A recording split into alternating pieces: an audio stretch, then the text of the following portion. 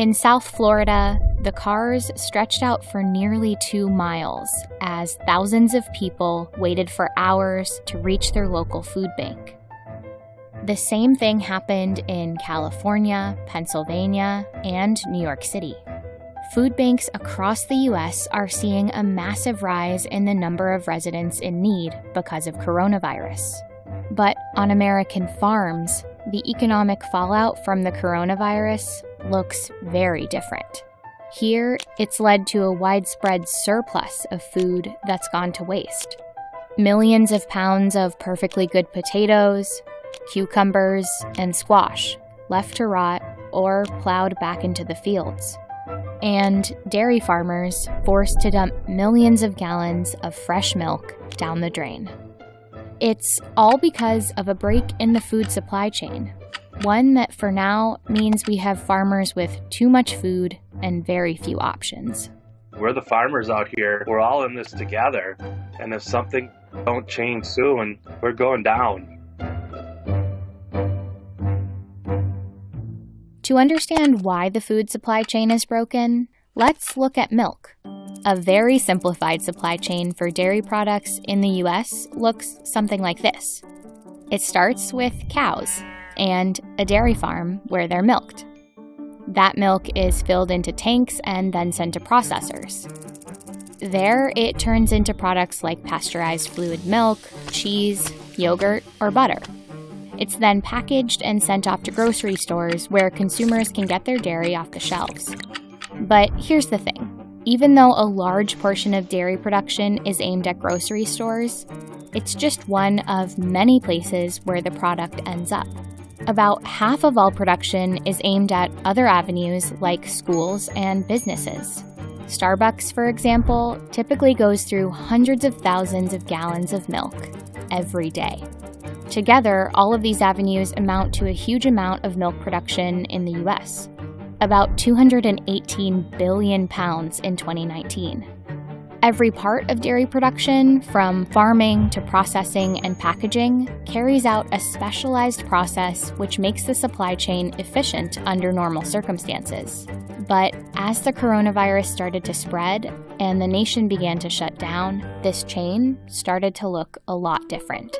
Schools and restaurants canceled orders, but the cows at the farm still needed to be milked. A significant drop in demand from these avenues led to way more supply, but there's nowhere to send that surplus. Even though more people have been buying dairy at grocery stores during lockdown, the system isn't built to redirect excess supply that easily. We want to get food to the people who need it, and we're trying, but when you have a really specialized industry, it doesn't necessarily translate. That's because the same dairy products meant for schools, businesses, and grocery stores look very different after they're processed and packaged. For example, at grade schools, they might take the shape of small milk cartons made for kids, or massive bags of cheese for food service companies to make lunches.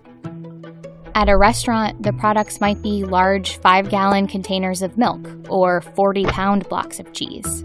And at grocery stores, they're the products we're more used to seeing, like single-gallon cartons of milk and small packages of cheese. Converting those school milk cartons into something that people will actually buy at grocery stores would be a massive change. Facilities often don't have the right packaging to make a switch, while other products like a large block of cheese would need to be cut to a more manageable size for consumers, meaning millions of dollars in new equipment that many processors can't afford.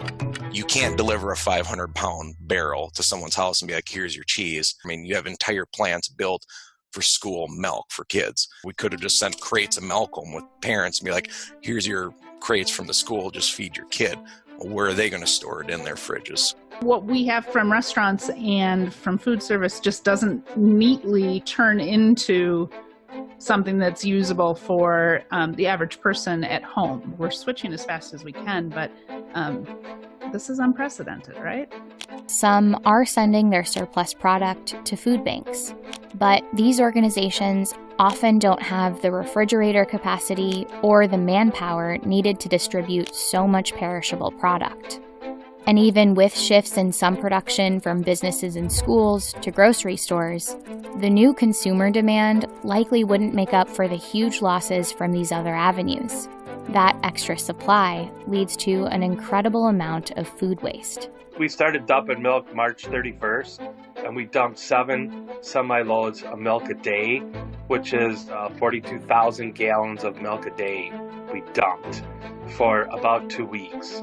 When you think about a semi-load, like the big tanker trucks you would see out on the interstate, that hundreds of trucks that size. You don't have that food getting to people, that's crushing. This food supply chain problem has led to a massive drop in milk prices, which started to tumble just as the coronavirus took hold in the U.S.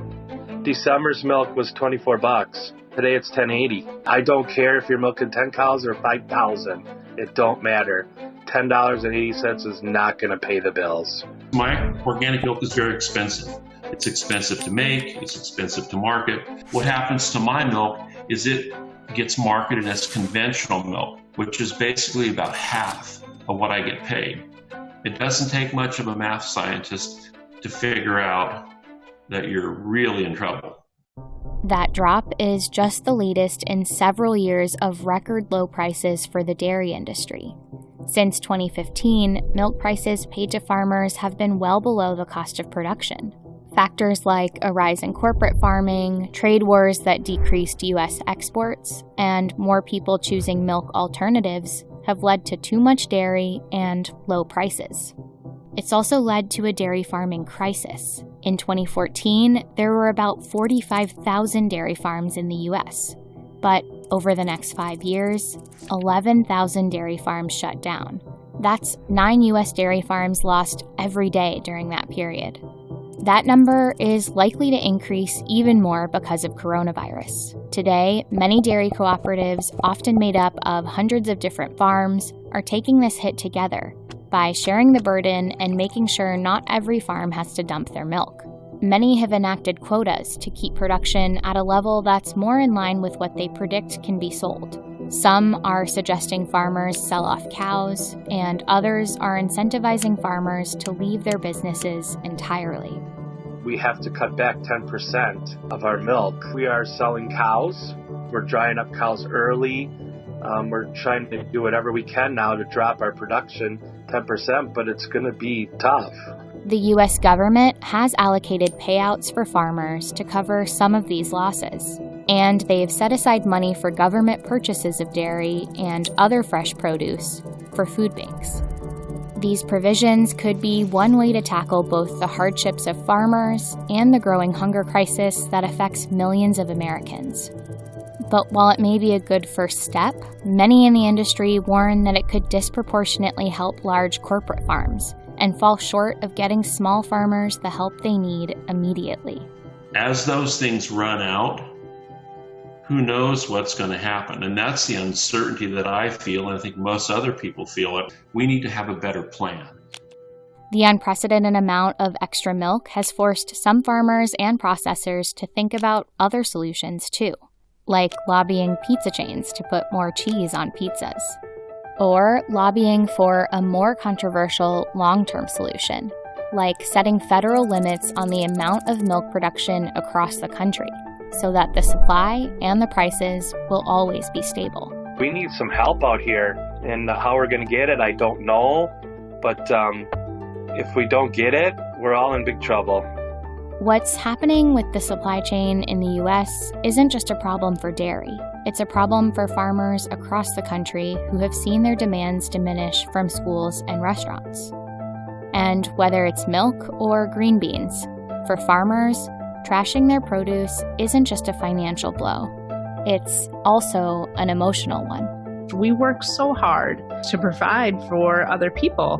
That's what our calling is. That's why we do this. We're not doing it for the money, that's for sure. And so to see what we provide go to waste has just been really devastating.